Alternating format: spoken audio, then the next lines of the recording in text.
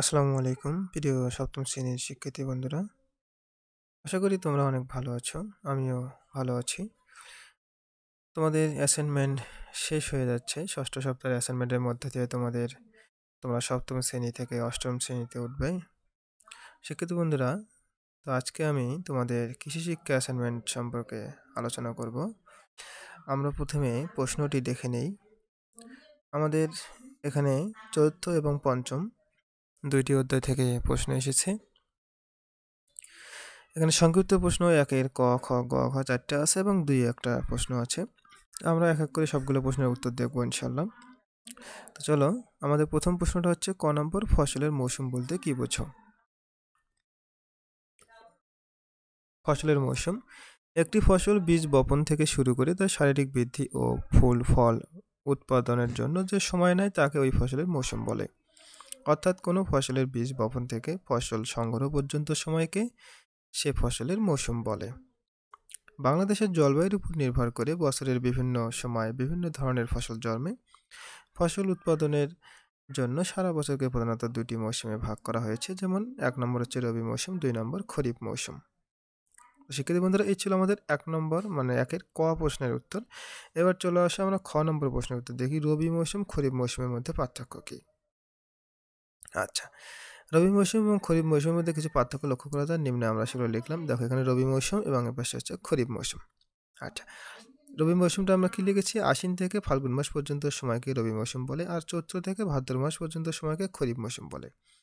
রবি মৌসুমের প্রথম দিকে কিছু বৃষ্টিপাত হয়, তবে তা কম, আর খরিফ মৌসুমে বিশেষ করে আষাঢ় থেকে ভাদ্র মাসে প্রচুর বৃষ্টিপাত হয়। রবি মৌসুমে তাপমাত্রা ও বায়ুর আর্দ্রতা কম থাকে, খরিফ মৌসুমে তাপমাত্রা ও বায়ুর আর্দ্রতা বেশি থাকে। আচ্ছা, এই প্রশ্নগুলো কিন্তু তোমাদের খুব বেশি বড় করতে হবে না, কারণ এগুলো সংক্ষিপ্ত প্রশ্ন। তো আমরা এবার গ নম্বর প্রশ্নের উত্তরটা দেখে নিই। শিক্ষিত বন্ধুরা, আমাদের গ নম্বর প্রশ্ন ছিল মুরগির দেহের জন্য অত্যাবশ্যকীয় পুষ্টি উপাদানগুলো কী কী? আমরা এর উত্তরটা দেখে নেই। আচ্ছা, মুরগির দেহের জন্য অত্যাবশ্যকীয় পুষ্টি উপাদান সমূহ। মুরগি পালনে মুরগির খাদ্য হচ্ছে অত্যাবশ্যকীয় ও অন্যতম প্রধান বিষয়। বসতবাড়িতে মুক্ত বা ছাড়া পদ্ধতিতে পালন করা মুরগি খাবারের বর্জ্য, ঝরা শস্য, পোকামাকড় ইত্যাদি খেয়ে জীবন ধারণ করে, তাই এরা পরিমিত সুষম খাবার পায় না। তাই মুরগির পরিমিত সুষম খাদ্য নিশ্চিত করার জন্য পুষ্টি উপাদানগুলোর দিকে লক্ষ্য রাখতে হবে। ১ নম্বর শর্করা। শর্করা মুরগির দেহের জন্য অত্যাবশ্যকীয় একটি পুষ্টি উপাদান, তাই মুরগিকে শর্করা জাতীয় খাবার যেমন গম, ভুট্টা, চালের খুদ, চালের কুড়া, গমের ভুসি ইত্যাদি খাওয়ানো প্রয়োজন। ২ নম্বর হচ্ছে পানি। মুরগি প্রচুর পরিমাণে পানি পান করে, তাই মুরগির খামারে পানীয় ব্যবস্থা রাখা খুবই গুরুত্বপূর্ণ, তবে বিশুদ্ধ পানি খাওয়াতে হবে মুরগিকে। ৩ নম্বর হচ্ছে আমিষ। মুরগির পর্যাপ্ত শর্করা খাবারের পাশাপাশি আমিষ জাতীয় খাবার যেমন সয়াবিন মিল, তিলের খোল, সরিষার খোল, শুটকি মাছের গুঁড়ো ইত্যাদি খাওয়াতে হবে।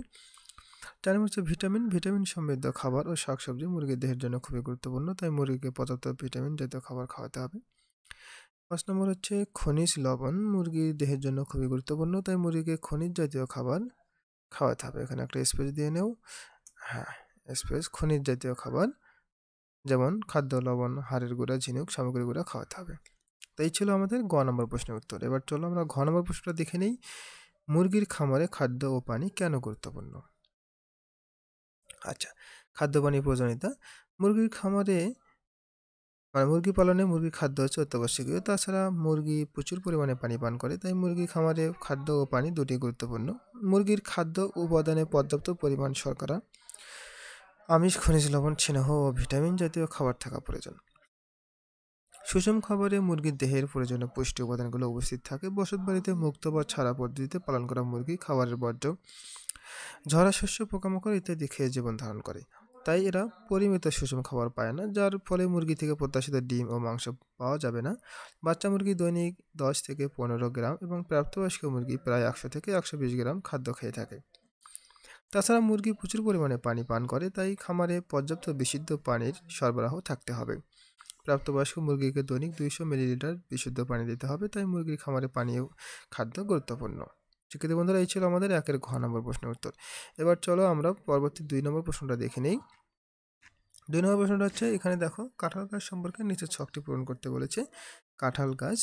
আচ্ছা, এখানে আমাদের পর্যবেক্ষণের বিষয় এবং বৈশিষ্ট্য লিখতে হবে। এখানে দেখো ক থেকে চ পর্যন্ত পর্যবেক্ষণগুলো আছে, প্রত্যেকটা কাঁঠাল গাছের এই সম্পর্কে কাঁঠাল গাছের বিষয়টা লিখতে হবে। আমরা একটু উত্তরটা দেখে নিই। দেখো, প্রথমে আছে কী ধরনের উদ্ভিদ।